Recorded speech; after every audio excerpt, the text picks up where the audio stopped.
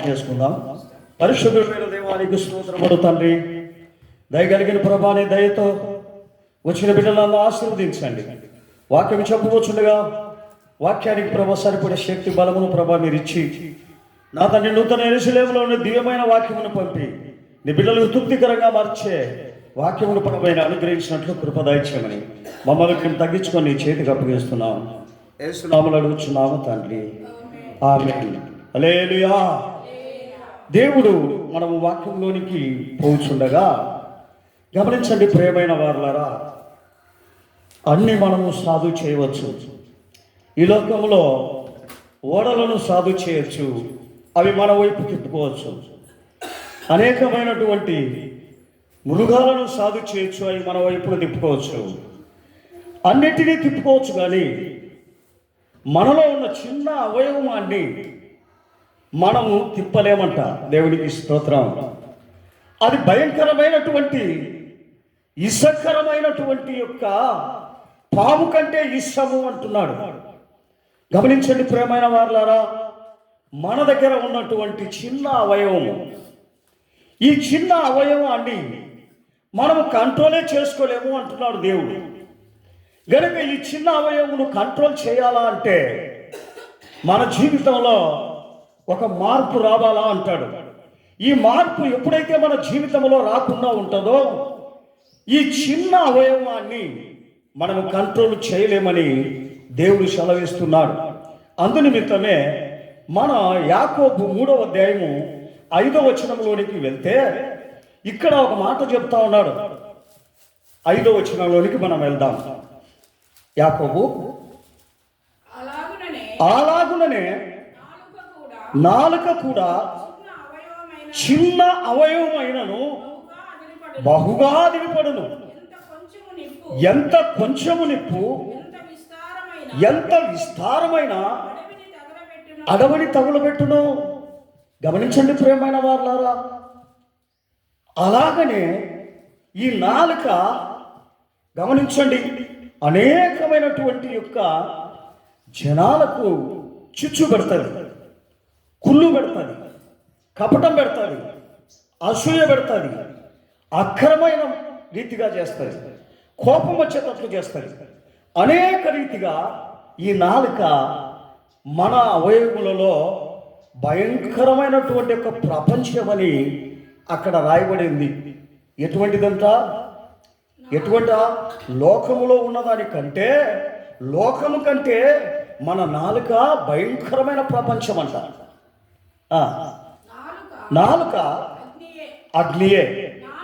నాలుక మన అవయవములలో ఉంచబడిన ఏందంట?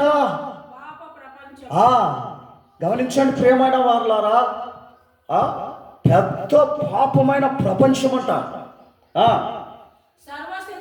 సర్వ శరీరమునకు మాలిన్యము కలగజేయచ్చు, ప్రకృతి చక్రమునకు చిచ్చు పెడతాదంట. అది నరకము చేత చిచ్చు పెట్టబడును. మృగ, పక్షి, సర్ప, జలశరములలో ప్రతి జాతియు నరజాతి చేత సాధువ పడుతుంది. సాధు ఆయన గాని ఏ నరుడును నాలుకను సాధు చేయలేడంట. దేవునికి స్తోత్రం. అది మరణకరమైన విషముతో నిండినది, నిర్బలమైన దుష్టత్వమే.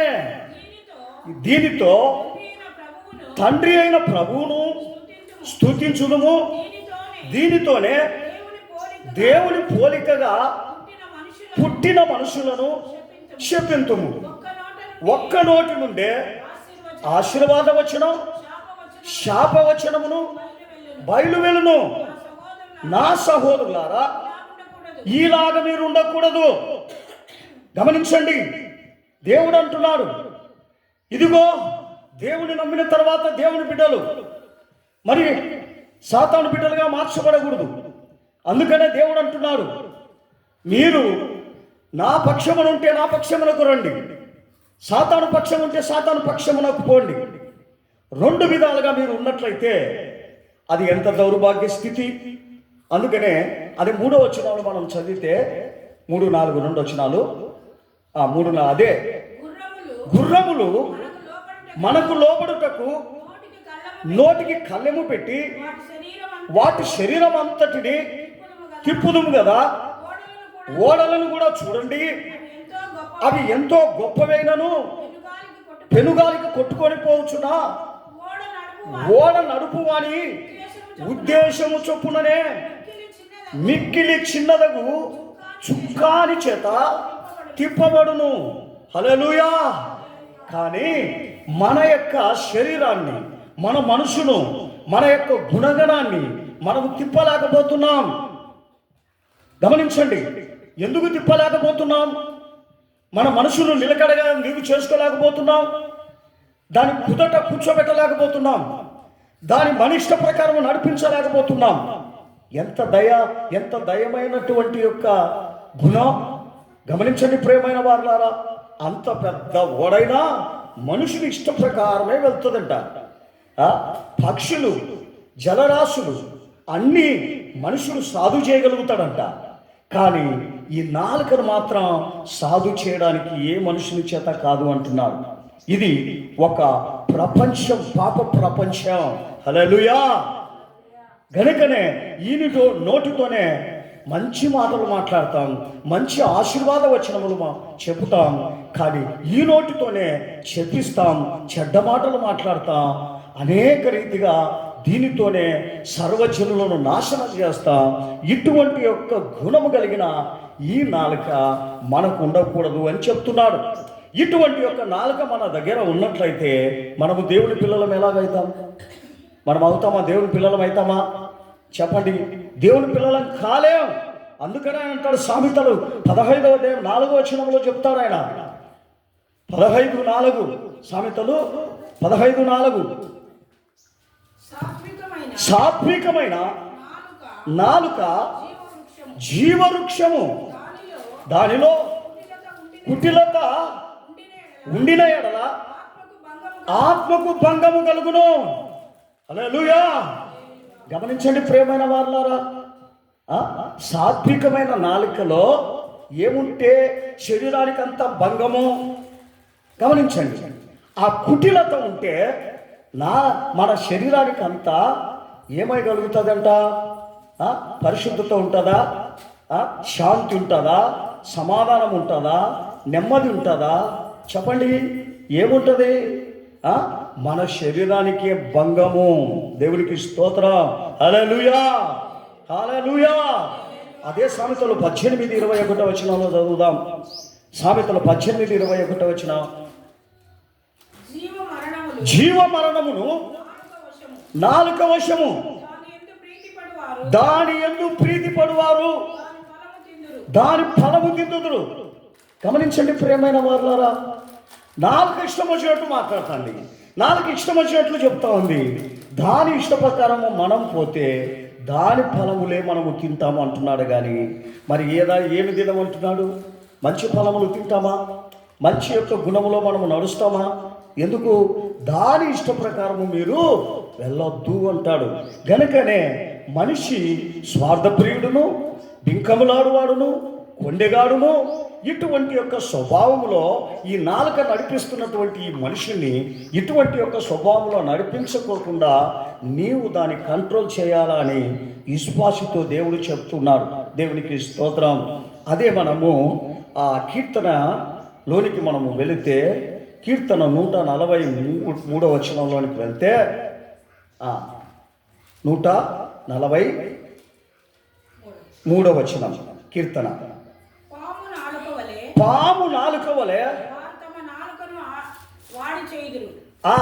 తమ నాలుకను పాము వలె వారు కూడా వారి పెదవుల కింద సర్ప విషయం ఉన్నది. బాగా చదువు ఆ వాక్యం బాగా చదువు. పాము నాలుక వలె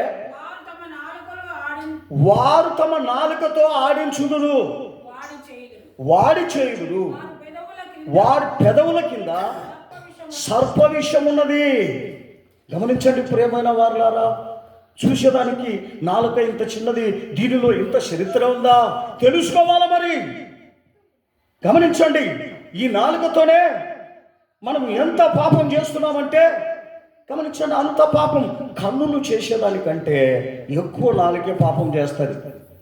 గమనించండి, కన్నులన్నా కొన్ని చూసేటి చూస్తుంది, చూడనేటి పక్కకు మల్లుకుంటుందేమో, కానీ ఈ నాలుక పక్కకు మల్లుకోదు. అది భయంకరమైనటువంటి యొక్క పాపముతో నిండి ఉంది ప్రపంచం అది. అందుకని అదే కీర్తన 57వ అధ్యాయం 4వ వచనంలో మనం చూసినప్పుడు 57:4 కీర్తన 57:4 వచ్చిన, నా ప్రాణము సింహముల మధ్య ఉన్నది. ఎక్కడెక్కడుంది నా యొక్క నా ప్రాణము, నా దేహము సింహముల మధ్యలో ఉన్నది, కోపోద్రోహుల మధ్యలో ఉన్నది. నేను పండుకొనుచున్నాను, వారి దంతములు శూలములు,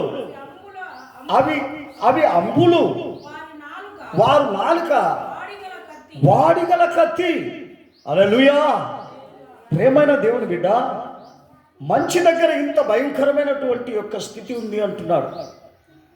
ఈ స్థితిని మనము గమనిస్తున్నామా? ఈ స్థితిని మనము తెలుసుకుంటున్నామా? మాట మాట్లాడితే మన నోట్లో నుండి చెడ్డ మాటలు వస్తాయి. ఎదుటి మనిషి చచ్చిపోయేలాగా మాట్లాడతాం. ఇవి అంతా మాట్లాడే మాటలన్నీ ఎవరు? నాలుకనే కదా. గమనించండి ప్రియమైన వారులారా, ఈ నాలుక లేకపోతే మనం మాట్లాడతామా? కోయబడితే మాట్లాడతామా? మాటలు వస్తాయా లోపల నుండి? రావు.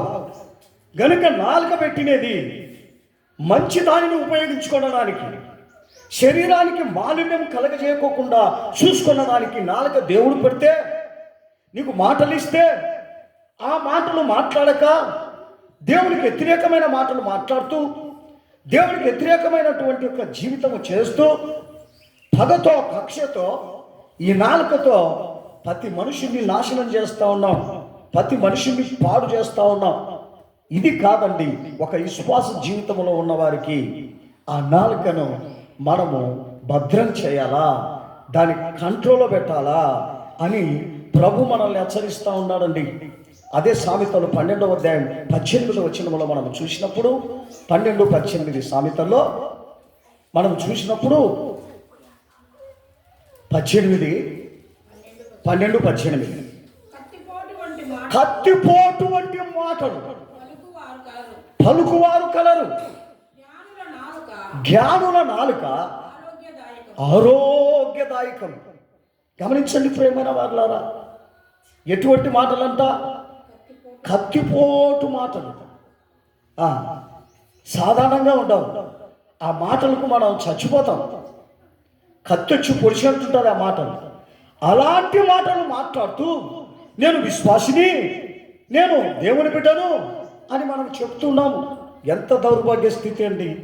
గమనించండి ప్రియమైన వారులారా, ఇది కాదు మనకు కావాల్సినది. మనలో సాత్వికమైన మనసు కావాలంటాడు. స్వార్థమైన మనసు కాదు, సాత్వికమైన మనసు, దీన మనసు, ఇవి మనకు ఉండాలా అంటాడు. ఇవి లేకుండా మన దేవుని బిడ్డలము, దేవునికి సేవ చేస్తున్నా, దేవుని యొక్క చిత్తంలో మేము నడుస్తున్నామంటే దేవుడు ఎలా ఒప్పుకుంటాడండి? అదే కీర్తనలోనికి మనం వెళ్తే 10వ అధ్యాయం 7వ వచనంలోనికి మనం వెళ్తే అక్కడ ఏం చెప్తున్నాడంటే 10:7వ వచనంలో మనం చూసినప్పుడు కీర్తనలో వారి నోరు ఎక్కడ? వారి నోరు శాపముతోను కపటముతోను వంచనతోను నిండి ఉన్నది. వారి నాలుక కింద చేటును పాపమును ఉన్నది. గమనించండి ప్రియమైన వారులారా, ఎక్కడ దేవుని పిల్లలము, ఎక్కడ దేవుని యొక్క విశ్వాసులము? ఇంత పాప ప్రపంచము మన నాలుకలో పెట్టుకొని మనం ఏమంటున్నాం?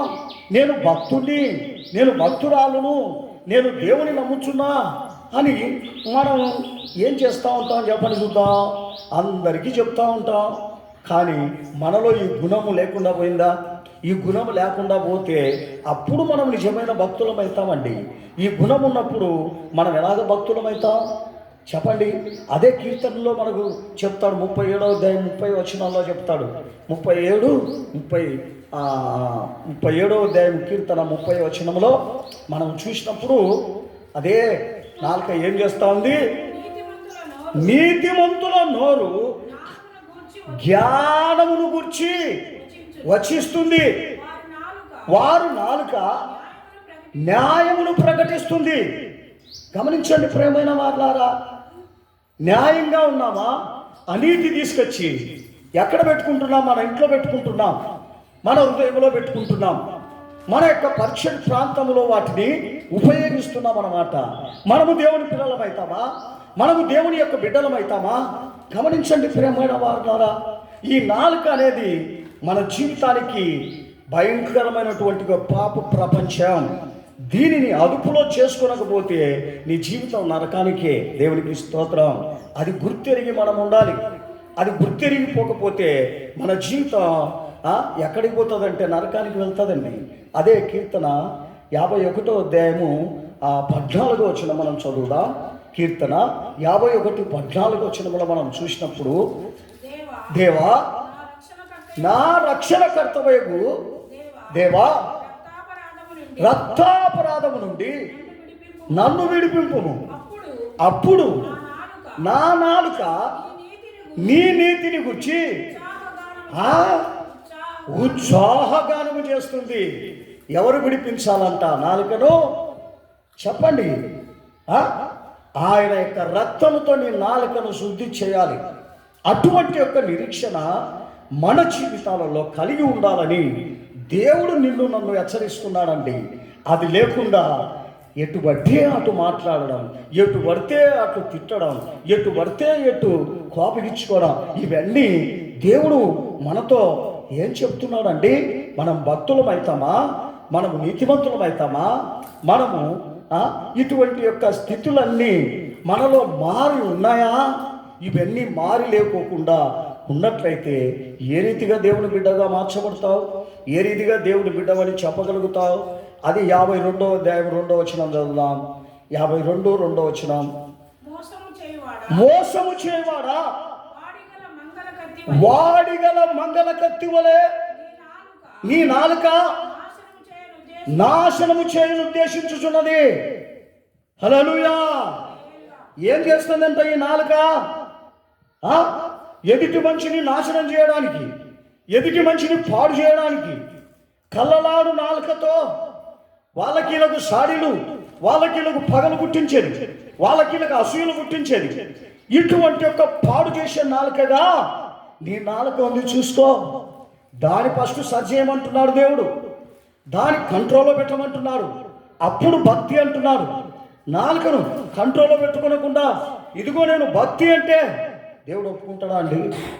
దేవుడు సంతోషపడతాడా? ఆ నాలుకను చూసి ఆయన పర్వాలేదు అంటాడా? చెప్పండి ప్రేమైన వారులారా. ఎలాగన్నాడు? ఎందుకు? ఆ నాలుక పాప ప్రపంచమని దేవునికి తెలుసు. ఆ పాప ప్రపంచమైనటువంటి ఆ ఒక్క నాలుకను నువ్వు కంట్రోల్లో పెట్టమంటున్నాడు. కంట్రోల్లో పెట్టి, దాని అదుపులో పెట్టి, దాని అలాంటి యొక్క చెడ్డ అలవాట్లను రానివ్వకుండా దాన్ని చూసుకోమని నీతో నాతో కూడా దేవుడు సెలవిస్తున్నాడు. మనము దేవుని పిల్లలమైన తర్వాత దేవుని పిల్లలమే, కానీ సైతాను పిల్లలం కాకూడదు.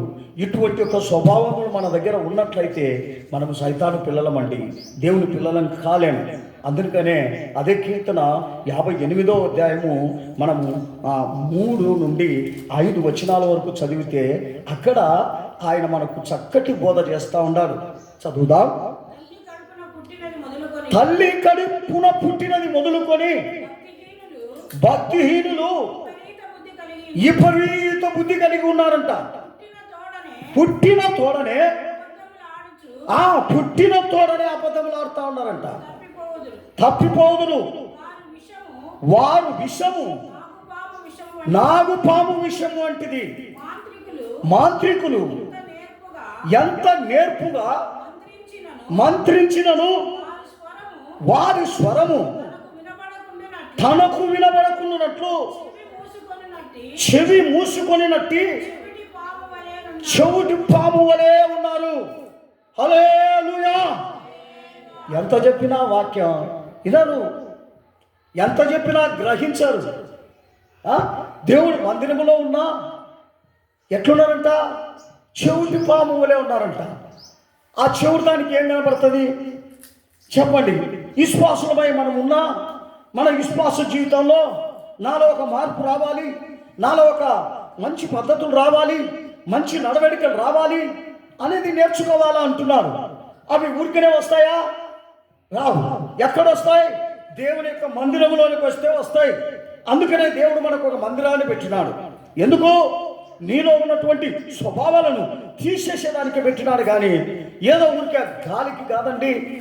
నీవు వచ్చి నా ఉపదేశమును విని ఆ ఉపదేశ ప్రకారము నువ్వు జీవించమని దేవుడు నీకు నాకు దేవుని యొక్క మందిరం పెట్టినాడు. దేవునికి స్తోత్రం. అటువంటి యొక్క మందిరంలో మనం ఏం చేసే వాళ్ళంగా ఉండాలి చెప్పండి? 5వ వచనం చదివినావా?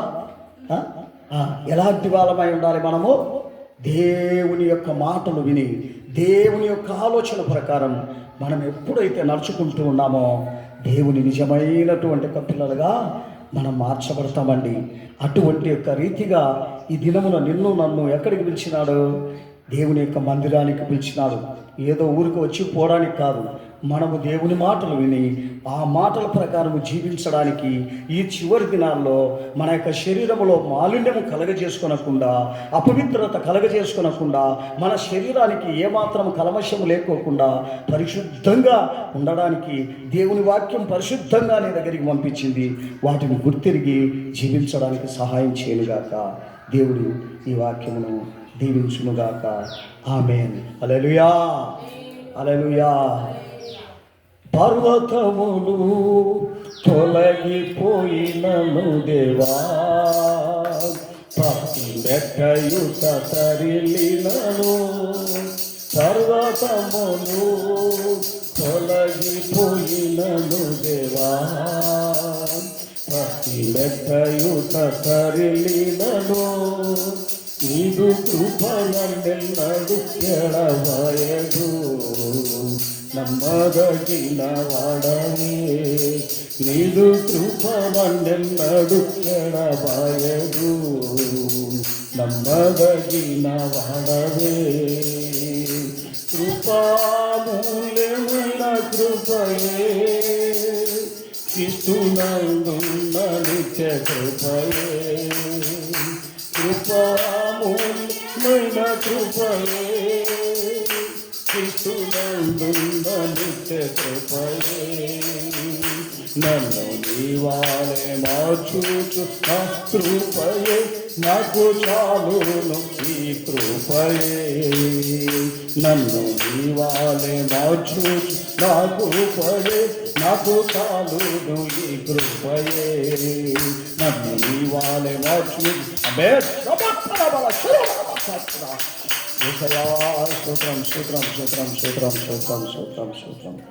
చిన్న ప్రార్థన చేసుకుందాం.